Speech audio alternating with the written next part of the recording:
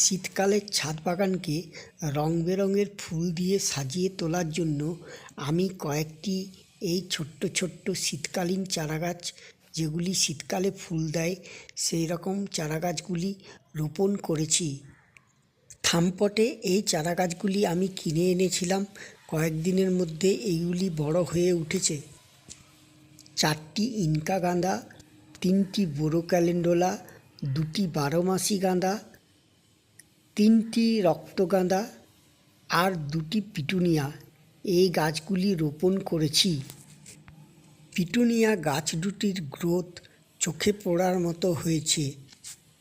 এই সময় এই চারা গাছগুলির গ্রোথের দিকে নজর দিতে হবে, তবেই পরবর্তীকালে বড় হয়ে এই চারা গাছগুলি অনেক ফুল দেবে।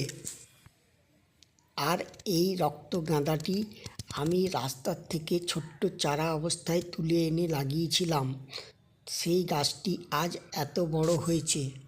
ডিসেম্বরের শেষ লগ্নে এখন ফুলও ফুটতে শুরু করেছে। এই গাছটির ডাল কেটে কেটে মাটিতে পুঁতে দিয়ে আমি আরও অনেকগুলো চারা তৈরি করেছি, সেইগুলোতেও ফুল ফুটতে শুরু করেছে। টবের অভাবে গাছগুলিকে আমি এই রকম অনেকগুলি প্লাস্টিকের জারের মধ্যেই রোপণ করেছি, আর তাতেই গাছগুলি সুন্দরভাবে বড় হচ্ছে। এই দেশি রক্তগাঁদা গাছ খুব সহজেই ডাল থেকে চারা তৈরি করে নেওয়া যায়।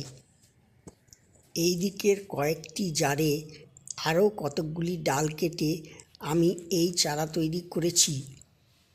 এই গাছগুলি এখন গ্রোথের পর্যায়ে আছে, কুঁড়ি এখনও এইসব গাছে আসেনি। আশা করি শীঘ্রই ফুল ফুটবে। এখানে আমি 4টি ডালিয়া গাছ রোপণ করেছি। এই গাছগুলিও ধীরে ধীরে বেড়ে উঠছে। ডালিয়া গাছের ধারাবাহিক বৃদ্ধির জন্য সর্ষের খোলের গুঁড়ো আর 10-26-26 একসাথে মিশিয়ে 1 চামচ পরিমাণ গাছের মাটিতে দিলে ডালিয়া গাছের বৃদ্ধি খুব ভালো হয়। এই ছিল আমার শীতকালীন ছাদ বাগানের প্রস্তুতি।